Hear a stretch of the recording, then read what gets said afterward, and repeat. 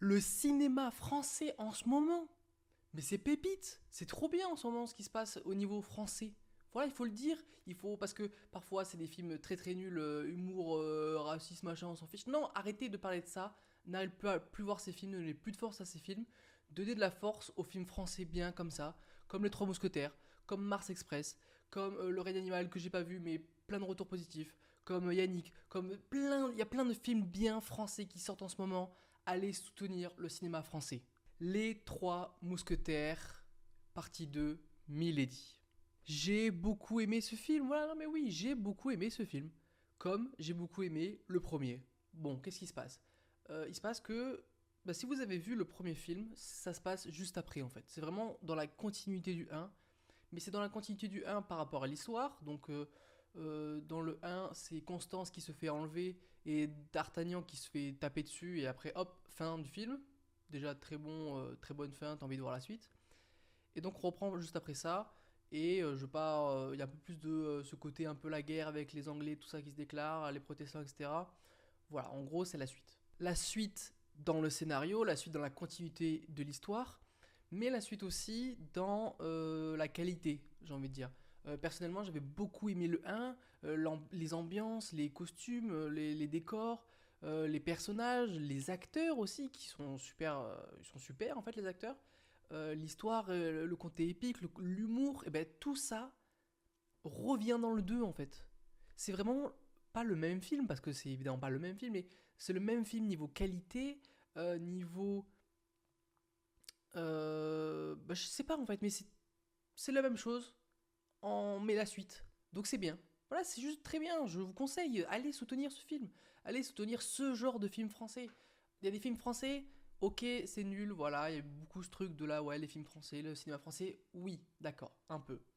Mais quand il y a des bons films comme ça qui sortent, comme j'ai dit un peu de mon intro, lui, Mars Express que j'ai vu il y a pas longtemps, que j'ai pas pu faire une vidéo dessus, mais allez voir ce genre de film. Ça fait du bien au cinéma français, ça fait du bien au cinéma en général, et ça fait du bien de voir ces films parce qu'ils sont bien en fait. Qu'est-ce qui relève aussi du fait que ce film est bien? Qu'est-ce qui prouve pour moi que ce film est bien? À la fin, je veux voir la suite. Pour moi, quand un film te donne envie de regarder la suite, se met ce petit truc à la fin de ah, j'ai envie de voir la suite, ça m'intéresse, eh ben, je trouve que c'est un point positif.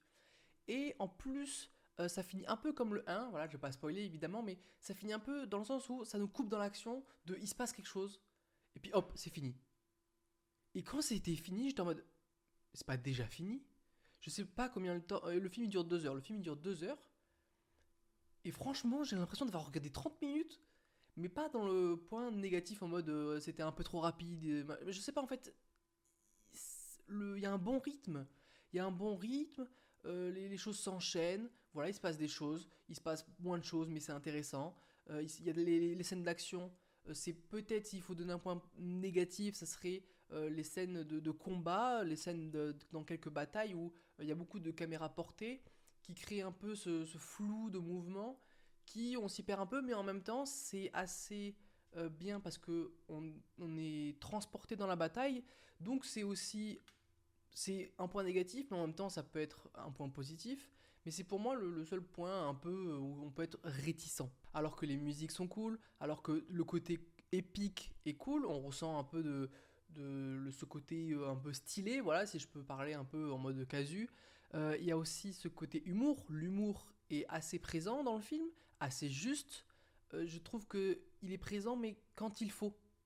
Il n'y a pas que des blagues, c'est pas que des blagues, c'est pas une comédie, mais là où il faut, il y a les vannes, et quand elles sont placées, elles sont bien placées, elles sont bien mises, elles sont bien en fait, c'est des bonnes vannes qui marchent. Il y a un moment dans le film, je vais en parler peut-être en spoiler, qui moi m'a fait vraiment rire en fait.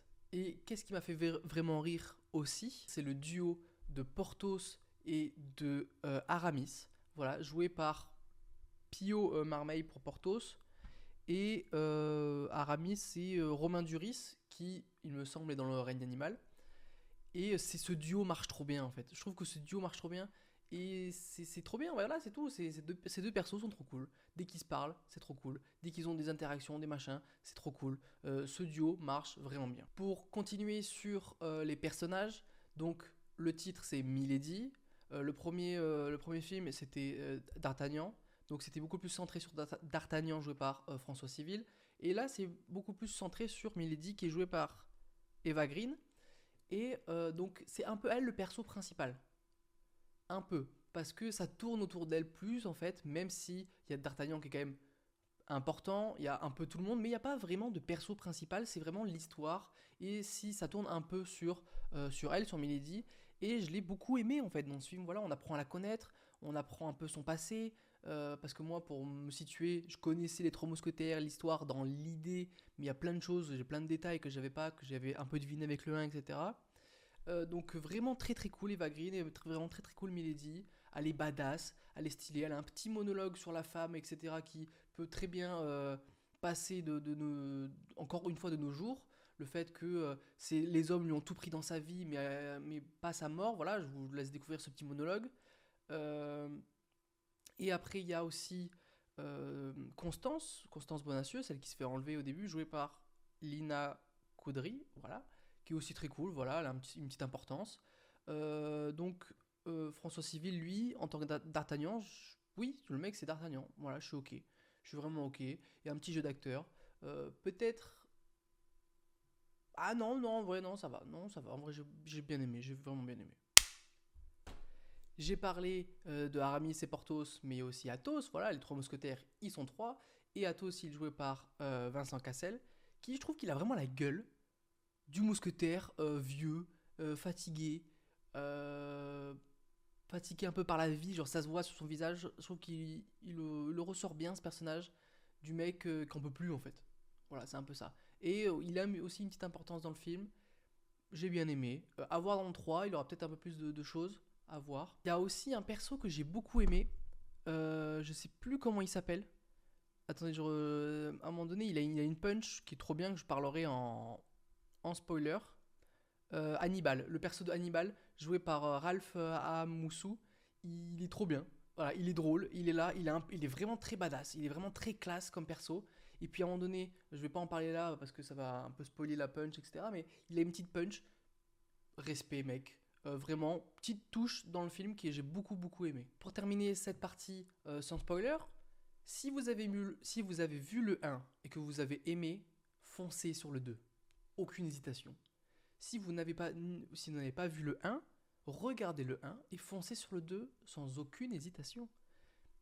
Allez voir le film, voilà, allez voir le film au cinéma, parce que c'est mieux au cinéma, parce que l'expérience est folle, et parce que le film est bien, en fait. Le film est vraiment bien, mérite qu'on s'y attarde, mérite d'aller le voir, et ce genre de film, ça fait du bien au cinéma français, je trouve. Voilà, encore une fois, avec tout ce qui sort en ce moment, il y a beaucoup, beaucoup de cinéma français qualitatif, et ça fait plaisir. Donc soutenez le cinéma français, soutenez le cinéma en général, et puis abonnez-vous. Abonnez-vous, voilà. On rush les 100 abonnés. Voilà. Donc abonnez-vous à cette chaîne, mettez un like, dites-moi en commentaire ce que vous avez pensé du film, si vous allez aller voir le film, qu'est-ce que vous en avez pensé, blablabla, quel est votre mousquetaire préféré. Moi ça me régale. Et on va passer en spoiler. Attention spoiler. Oui, voilà, attention ça va spoiler. Hop, c'est bon, ça spoil. Le méchant, au final, ben franchement, c'est logique que ce soit le frère du roi qui soit le méchant. Je veux dire, dans toutes les histoires de rois, de reines, de machins, des chevaliers, c'est toujours le tonton, le roi, enfin non, le petit frère, ou c'est toujours lui qui est le méchant, évidemment. Mais non, je sais pas pourquoi. En plus, avec dans le 1, ils essaient vraiment de nous faire croire que c'était le cardinal, etc., etc. C'était un petit peu forcé là-dessus, et puis d'un coup, hop, switch. En fait, c'est le prince. Donc j'étais un peu surpris, en mode oh, ah oui. Mais après, je me suis dit, bah oui, mais non, c'est logique. Genre, j'étais surpris, mais c'est logique. Mais bien joué, parce que je m'y attendais pas. Et puis dès que c'est arrivé, bah oui, je suis bête, c'est évident que c'est lui. Donc j'ai bien aimé ça. Le moment que j'ai vraiment trop bien aimé, le moment trop drôle, c'est quand du coup il y a Porthos et Aramis qui vont voir le mec qui a mis enceinte la sœur de Aramis. Il parle, il fait ouais machin, j'ai pas envie de me marier en plus, machin, ta sœur elle est gentille, hein, mais bon j'ai pas trop envie, en plus vous êtes pas forcément riche, tout ça. Et d'un coup, après ils veulent se tabasser, il y a Porthos qui sort le truc, allez écarte-toi que je te flingue. Et là, paf, il se prend un boulet de canon, mais je m'y attendais tellement pas. Voilà, j'ai trouvé ça vraiment très très très très drôle.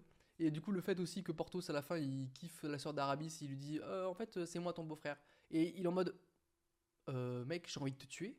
Et à la fin, ouais, j'ai quand même l'impression qu'il kiffe un peu que ce soit lui. Voilà, c'est un peu ce que j'ai ressenti. Le fait que... Oh, j'ai perdu son blaze, alors je l'ai dit il y a 2 minutes. Que Constance Bonacieux meurt. C'est trop une bonne idée.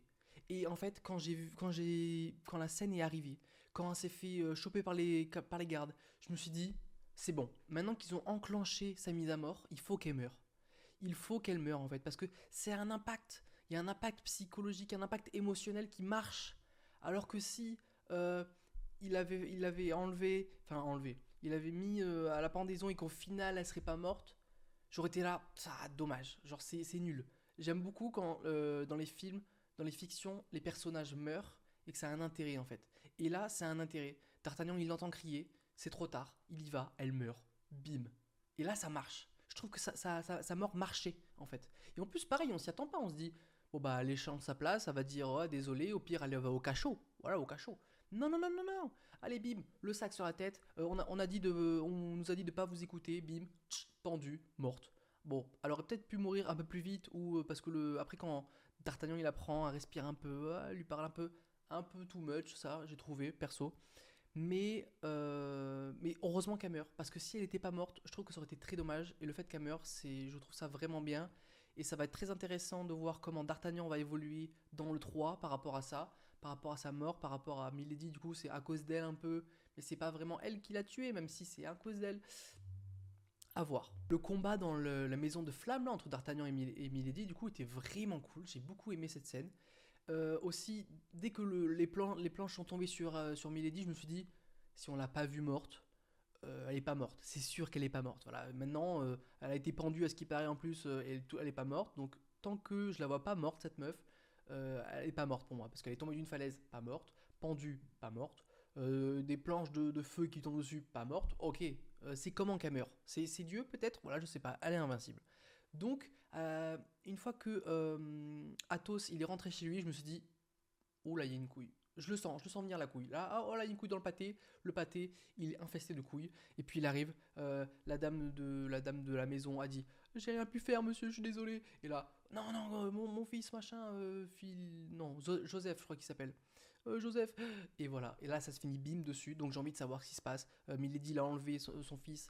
Mais est-ce que, bah, je pense qu'elle va être gentille avec lui parce que ça reste son fils. Et du coup, ils vont vouloir le tuer. Enfin, je suis hypé en vrai pour la suite, pour le 3. Je sais pas quand est-ce qu'il va sortir, l'année prochaine j'espère. Vu que l'année dernière c'était le 1, là le 2, je pense qu'ils ont tourné les 3 d'affilée.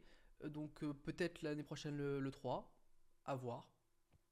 Et donc aussi le fait que Milady soit la femme de Athos, je l'avais senti. Je l'avais senti dans le 1, voilà, ça se sentait quand même. Je veux dire, c'était un peu évident même. Dans le 1, quand Athos il la croise à Londres là, bah il fait une tête bizarre et puis c'était trop louche, voilà, c'était sûr et certain. Et puis, encore une fois, je l'avais déjà dit dans des anciennes de mes vidéos, mais du moment où vous ne voyez pas la tête d'un personnage qui a l'air important, par exemple là, dans tous les flashbacks que Athos parlait, bah, sa femme n'était jamais montrée, et ça se voyait que c'était fait exprès de flouter son visage, de pas la montrer. Bah, dès que vous voyez un personnage qui a l'air important, qui n'est pas montré, c'est parce que vous connaissez le personnage. Voilà, c'est pour ça qu'on le montre pas. Et donc, ce petit truc, bon, ça peut peut-être vous niquer des nouveaux trucs maintenant. Vous allez vous dire, ah, mais si on connaît, enfin, ah, on voit pas son visage, qui ça peut être. Vous allez peut-être le deviner, mais c'est aussi ça le jeu. Donc voilà, moi c'est ce petit tips. Si dans les fictions, tout ça, vous voyez pas la tête d'un personnage, c'est que généralement on le connaît ou on peut faire un lien facile. Bon, je pense que je vais m'arrêter là. Voilà, j'ai beaucoup aimé le film, tout simplement. Oui, voilà, presque, je suis pas choqué que ce soit français, mais ça fait le dire que c'est français, c'est une petite fierté. Voilà, j'ai vraiment beaucoup aimé ce film. Donc n'hésitez pas à mettre un pouce bleu. Voilà, si vous avez aimé la vidéo, si vous avez aimé le film, ouais, je me chope le buzz du film. Allez, 15 pouces bleus si vous êtes encore là. 15 pouces bleus, c'est pas grand chose, 15 pouces bleus et 100 abonnés. 15 pouces bleus, 100 abonnés, je demande pas plus. Allez, à plus dans le bus.